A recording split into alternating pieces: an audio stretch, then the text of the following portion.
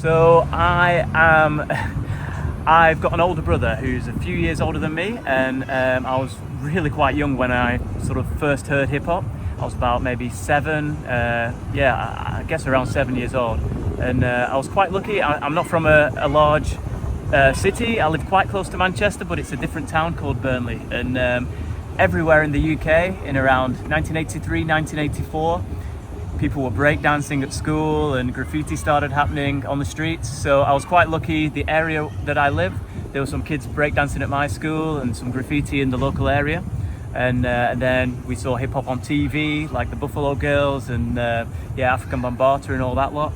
And it was really Run DMC that cemented my kind of love for rap music in particular, and just the whole culture. First time I saw Jam Master Jay, that was probably the first time I kind of had that yearning to be a DJ, like that kind of, the fact that he acted as the band leader in Run DMC, you know, and the way he used the turntable as an instrument and stuff. I remember my mum calling me in from playing soccer to watch Live Aid, and Run DMC were on, and the way Jam Master Jay introduced the two MCs, just super inspiring. So it took me a few years before I could get the equipment. Obviously DJing is quite expensive, so I was 15 when I got my first turntables, but before that I was writing raps and playing on my parents' record players, trying to scratch and everything. But at 15 I got my own turntable, so that was 1992, the end of 1992. So it is 50 years of hip hop this year, but it's kind of 30 years of me DJing also. So yeah. I won some competitions for Vestax in 2001 and 2002. I won the UK championships for Vestax in 2001, and from then I had a working relationship with Vestax. And then 2002 I won their world title.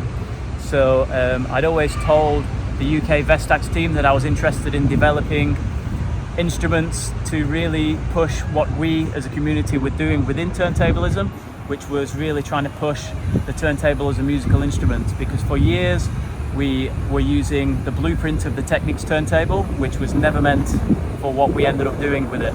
So in 2004, I think, Vestax got back in touch and said, hey, we're actually talking about making a turntable that's designed for a turntable musician.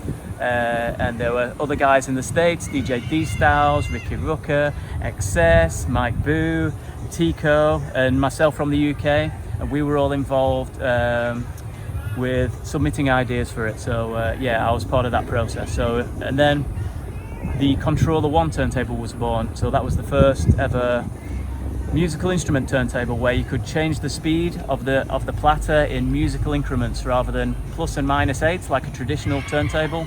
It had notes around the side of the turntable that you could hit, and you could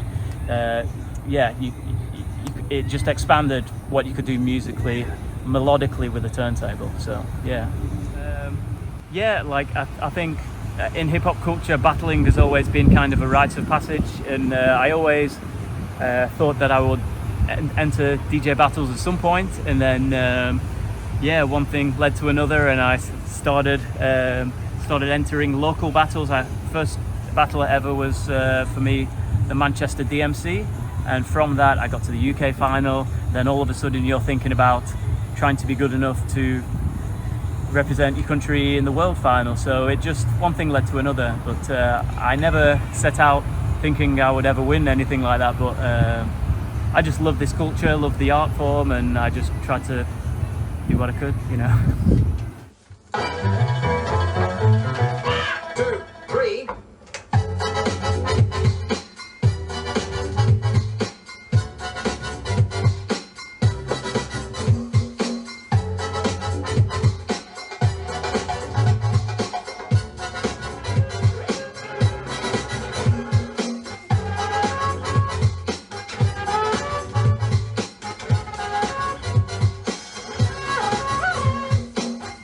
Quite hard, because at the time when I was doing DJ competitions, I had my own house, I had responsibilities, I had a full-time job. I was traveling to Manchester every day, doing really long hours working. so I didn't get as many hours as I wanted to on the turntables, but what I did try to do was concentrate and focus on. Sometimes when I have free time in my job, I would make little notes on a sketch pad and really think about ideas I wanted to pursue when I got home on the turntables. So then when I got home, maybe got 3 hours in the night to focus, and I always went to the turntables with an idea and something to try and achieve. So I think I use my time wisely. And then days off, sometimes I'll practice 6-7 hours, but I just grabbed whatever practice I could, For me, it was about the ideas and really trying to think outside of the box and think of something new. And it's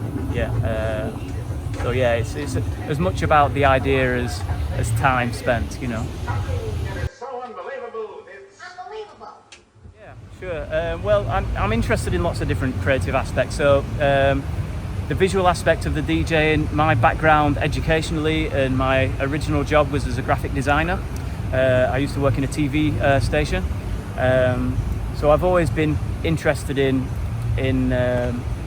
creating visuals and graphics and stuff. So when the technology came about where I could combine turntablism with visuals, it was perfect. It was I just really enjoyed that process. The record label, Woodwork Records, originally started life like 20 years ago when I put out a mixtape under that banner, but when I finished doing the DJ competitions, back then the only way you could see people's routines was on VHS video, and but this is before YouTube, so I still wanted an outlet to get my ideas out there into the world. So this is quite early days internet, really. It was so I had a website called woodwork.com, and I used to put like little videos on that before we had YouTube. So that's where Woodwork, the name, comes from. And then I've always produced music, but I was never too confident with my beats. Whereas with scratching, you can understand what level you're at, because it's like, I can do this scratch, I can do that scratch. Okay, I know where I am. With beats, it's very subjective, so I never found that confidence. So finally, in 2015, I decided to finish my own solo album. That came out in 2016, and I kind of wanted control over the whole creative process, so I rejuvenated Woodwork Records to release that. And through that process I learned how to make scratch records, because it was a double vinyl. One vinyl was the songs, and the other vinyl was a scratch record.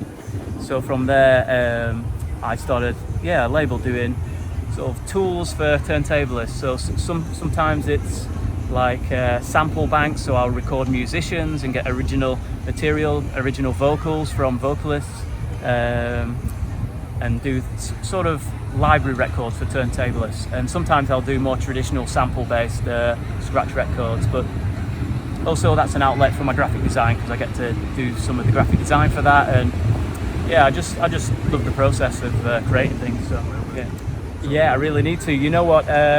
I'll be honest, COVID and lockdown and all this kind of made it a little bit longer process. A year after I released my solo album, I did a collaboration album with a producer from Bristol called Bocca 45, and that project was called Bocca Woody, and that was much more kind of funky, a little bit more dance floor orientated. Half of the tracks had my friend MC Blue Room 13 on it, so that was a different sound than my solo stuff, but I really want to make some more beats and release the second album.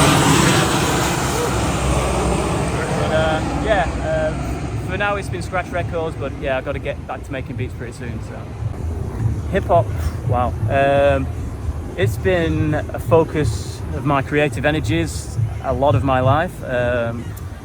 Being a kid who loved art, I always was doing graffiti in the sketchbook, and like from being 8, 9, 10 or whatever. Even I still have little rhymes that I wrote when I was 10, 11. Before I could afford the turntables, I used to write rhymes, and for that's the only form of diary I have as a kid, and then finally the turntables. I don't know, I think it's such a valuable form of expression for whatever you're into, whether you're a dancer and you're good at moving your body, or you're artistic, or whatever creativity you have within you. I think hip hop is an amazing medium to give that as an outlet, which is so important, you know. So it's meant the world to me, but I know it means the world to millions of people around the globe, you know. So outside of the sort of rap industry, hip hop as a culture is a immensely positive force in the world, I think. So for me, I'm here in Taipei, you know, like I would have never traveled to most of the places I've been in my life. I met a lot of the people through the scene. So for me, it's been hugely enriching as a human, as a, you know.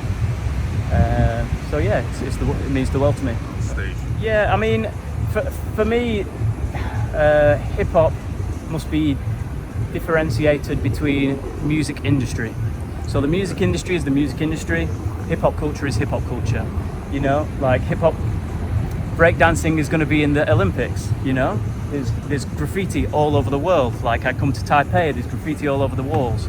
You know, there's kids rapping, kids freestyling. There's kids in Brazil, you know, like Beirut, like rapping and expressing themselves, who need to express themselves, telling people about their social issues. So hip hop has never been as strong. What the music industry does is whatever it wants to do, but hip hop is strong. I would just follow your heart, follow your nose. It depends what you want to do within the culture. If your focus is scratching and music, then just express yourself, dedicate time to the instrument, respect the history, maybe look at what's been done before, take inspiration and have your path of learning maybe start from the foundations and work your way through to the advanced techniques. That way you'll have a much more rounded style, and you'll be more diverse as a result. So far as if you want to DJ in clubs and stuff like that, I would suggest if there's not a club in your town that is doing what you want, then create it for yourself. You know, learn, maybe try things out. Not everything's going to work, you know, but like maybe approach a venue where people go that you think's already cool, but maybe they're not doing the music you like. Maybe talk to the people there and see if you can put on a little night, you know, and just if it's not already happening and you want it to happen, then make it happen yourself. You can do it. Yeah. So big up to Westside Love, and it's an absolute pleasure to be in Taiwan, and big up all the Taiwanese hip hoppers, and it's a pleasure to be here. Peace.